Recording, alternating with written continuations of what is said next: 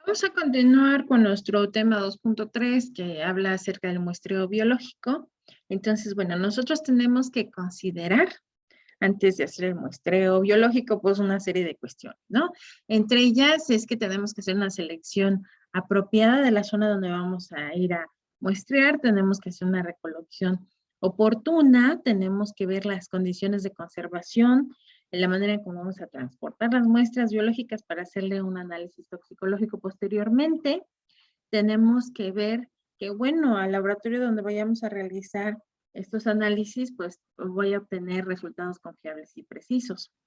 Entonces, el éxito de que nosotros obtengamos buenos resultados en este laboratorio va a depender en mayor grado de la rigurosidad con la cual nosotros hagamos la tarea preanalítica, es decir, depende cómo hagamos el muestreo. Entonces, tenemos que tener mucho cuidado al momento de hacer un muestreo, sobre todo en campo.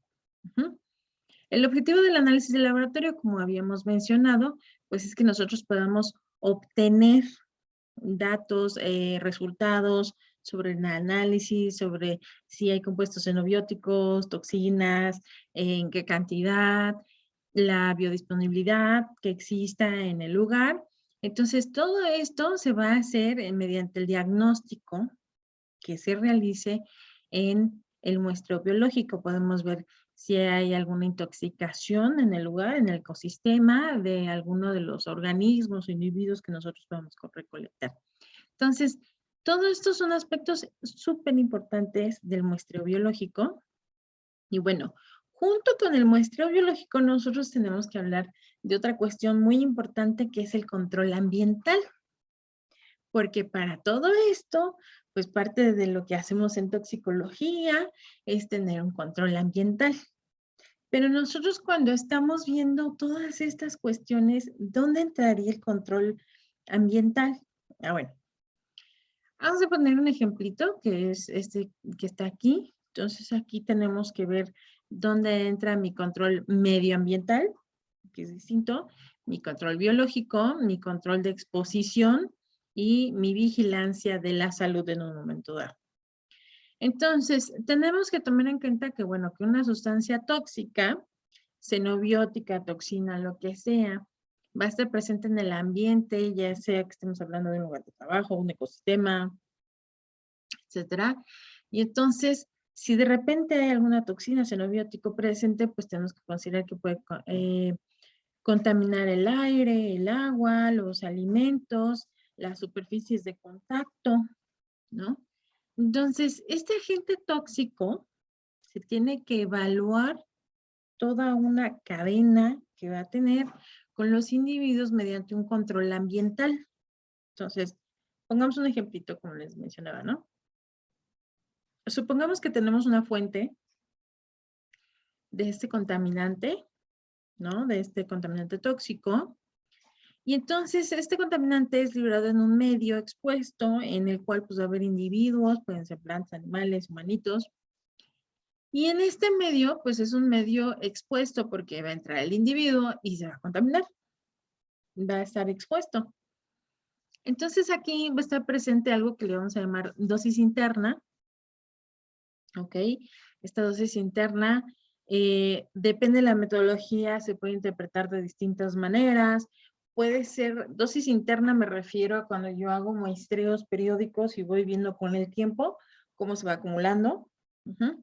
Puede ser dosis interna cuando yo tengo una exposición de una única vez, pero pues tengo que ver si es aguda, si es crónica. Entonces, pues tengo que tomar el muestreo, la muestra biológica para ver qué es lo que está ocurriendo. Puede ser dosis interna de que ocurre en ese momento. Puede ser dosis interna de que, bueno, tiene una exposición en día 1 y entonces yo lo voy monitoreando, ¿no? El monitoreo normalmente cuando estamos hablando de dosis interna con una evolución, sobre todo en ser humano, pues es máximo 16 días. O sea, sí, nada más como comentario. Luego tenemos la dosis diana. Recuerden que la dosis diana es también como se le va a llamar a la dosis blanco, ¿no? Dentro de la metodología. Tenemos que ver el efecto bioquímico o celular, el efecto metabólico que va a tener esta sustancia tóxica en el individuo, en el organismo que vayamos a evaluar. Tengo que observar si hay algún efecto adverso, que sea reversible o no sobre la salud. Y por último, tengo que observar si en un momento dado puede ocasionar algún tipo de enfermedad o pues alguna cuestión como puede ser inclusive la mortalidad, ¿no? De un individuo. Entonces, dentro de estas etapas que ya fui narrando, tenemos que ver que, bueno, el control medioambiental involucra a la sustancia tóxica y al medio expuesto. Dentro del control medioambiental voy a estar evaluando estas dos. El control biológico es a partir de cuando yo tengo individuos, ecosistemas, donde ya fueron expuestos a estas sustancias tóxicas y entonces voy a tener dosis interna y tengo que hacer el análisis, por ejemplo, de la dosis diana hasta el efecto metabólico, bioquímico o celular, dependiendo de la metodología, lo que voy a evaluar. Hasta ahí es el control biológico, no más. Cuando yo hablo de un control de la exposición, este involucra un control medioambiental y parte del control biológico hasta antes del análisis de las reacciones metabólicas. Y la vigilancia de la salud, este es otro aspecto. Entonces, aquí nosotros tenemos que ver que, bueno, la vigilancia de la salud involucra cuando un individuo es expuesto, tiene dosis interna, tengo que hacer muestreo, voy a ver cómo es con respecto a una dosis diana, el efecto metabólico y el efecto adverso, que es lo que produce. Entonces, esas son las diferencias y el muestreo biológico como tal, pues involucra el control biológico. Muy bien. Vamos a continuar. Y nosotros tenemos que tener en cuenta que vamos a necesitar información antes del desarrollo de la metodología y cómo vamos a tener los criterios para la selección de las pruebas biológicas. Entonces, antes de que yo me lance a muestrear, necesito saber ciertas cuestiones. Obviamente, dependiendo del país, pues necesito ver metodologías, normatividades, cómo hacer selección. Dependiendo el tipo de toxina o de contaminante que voy a evaluar, pues es lo que yo voy a estar muestreando. Entonces, tengo que tomar en cuenta todo esto. Entonces, como parte de algunos puntos importantes que tenemos que tener en mente es el conocimiento del metabolismo de la sustancia exógena en el organismo que vamos a evaluar, es decir, de la toxicocinética. Necesitamos tener conocimiento de las alteraciones que se producen en el órgano crítico, es decir, la toxicodinámica. Entonces, necesito saber las reacciones metabólicas, reacciones óxido-reducción dentro del cuerpo, dentro del organismo.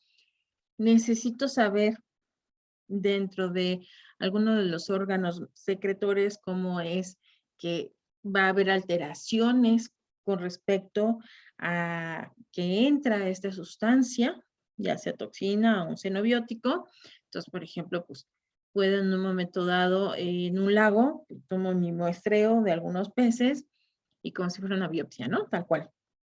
Abrimos, vamos a buscar los órganos donde normalmente vamos a tener acumulaciones y entonces vamos a hacer análisis. Vamos a ver los riñones, los pulmones, el hígado.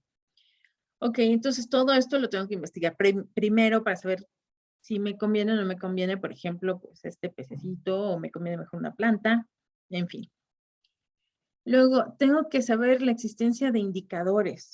¿Cuáles son los mejores indicadores para la técnica que yo voy a aplicar? Si estoy buscando arsénico, que en un lago, ¿qué es mejor? Que tome a la mejor algunas microalgas acuáticas, que tome bacterias, que tome peces, que tome los tres.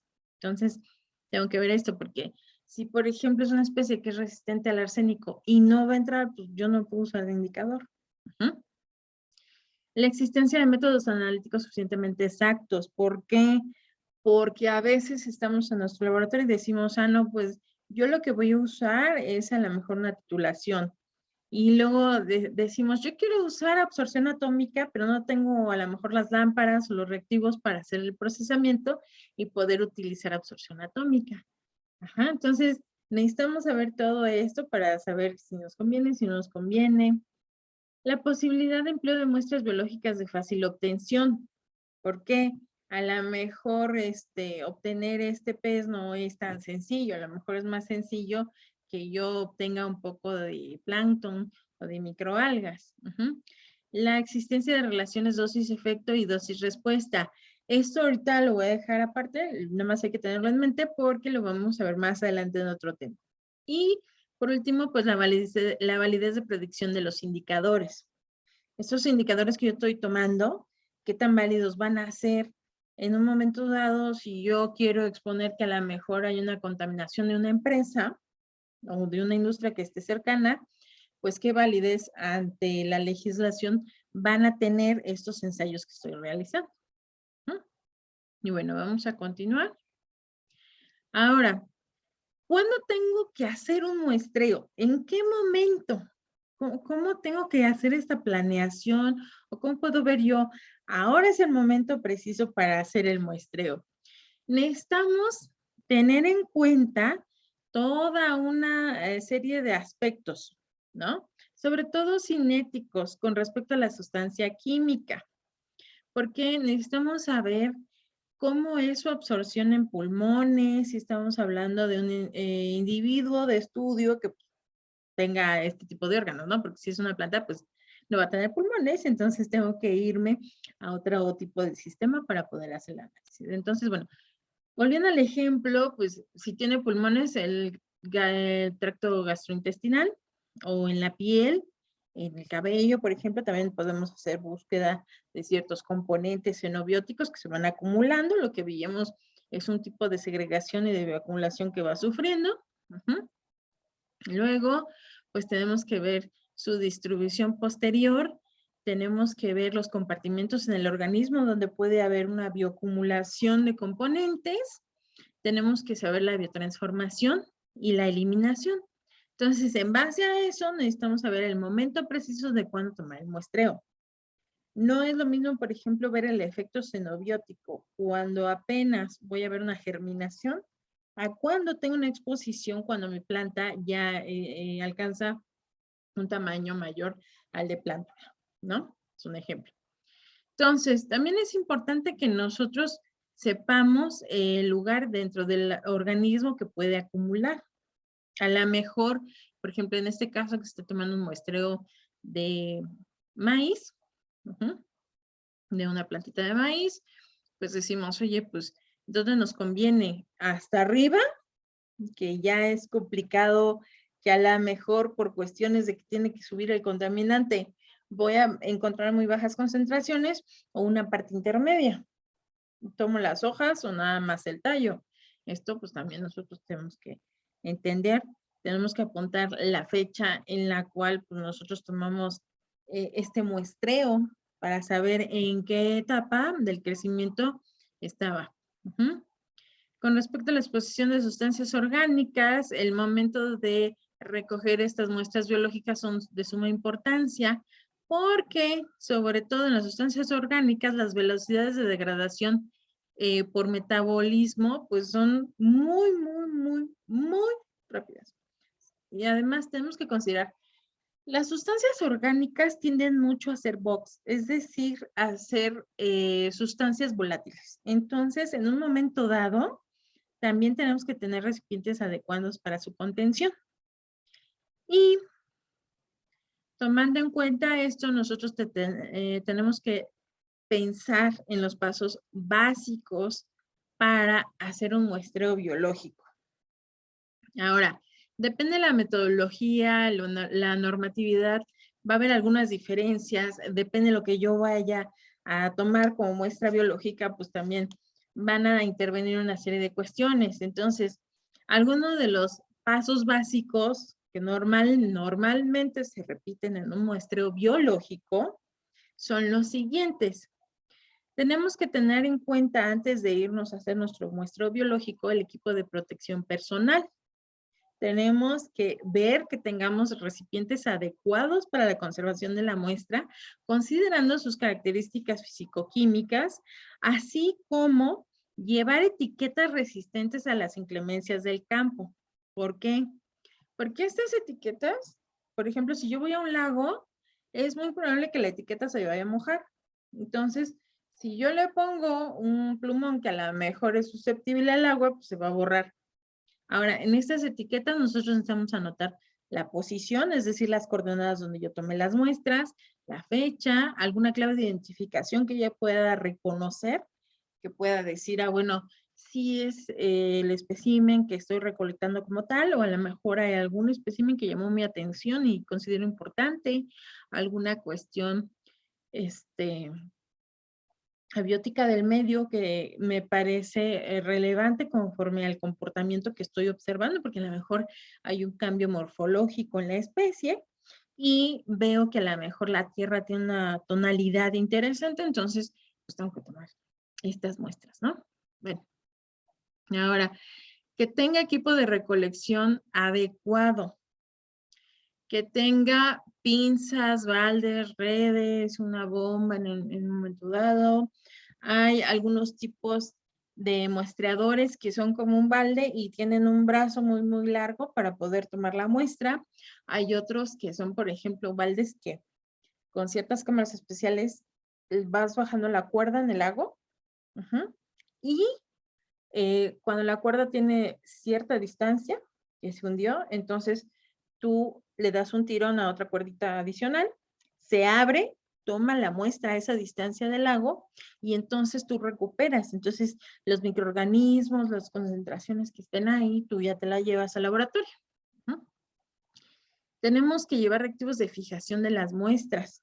Algunas muestras, por ejemplo, microorganismos o microhongos, microalgas, nosotros llevamos tubitos Eppendorf y en estos tubitos Eppendorf, pues lo mejor es que como vamos a analizarlos al microscopio o en alguna digestión para hacer titulación, nosotros agregamos formol entre el 4 y 5%, más o menos para que se conserven, para que no se degrade, para que el organismo se mantenga como es y podamos ver los efectos. Ahora, tienen que ser reactivos que no vayan a reaccionar con el xenobiótico que yo estoy buscando. Entonces, este es un ejemplo, no es el único. Tenemos que hacer fichas de colecta, es decir, como una bitácora donde va a tener su ficha de colecta y ahí voy a poner de nuevo la localización, la descripción, los parámetros físico-químicos de lo que estoy buscando o los parámetros físico-químicos in situ. Es decir, en el lugar donde yo tomé mi muestra tengo que anotar la temperatura en el momento, la hora en la cual lo recolecté, de preferencia fotografía de cómo se veía el lugar, para ver si había algún otro factor importante que yo tenga que describir. Y por último, tengo que ver la metodología del muestreo. ¿Cuántas muestras por zona para que sea representativo? ¿Cuánto tiempo? Hay veces en que nosotros tenemos que dejar nuestro recipiente, ¿no? O nuestro recolector un determinado tiempo antes de poder llevárnoslo. Entonces, todo esto es importante cuando nosotros hablamos del muestreo biológico. Vamos a dejar este tercer video hasta aquí y nos vemos en el siguiente video.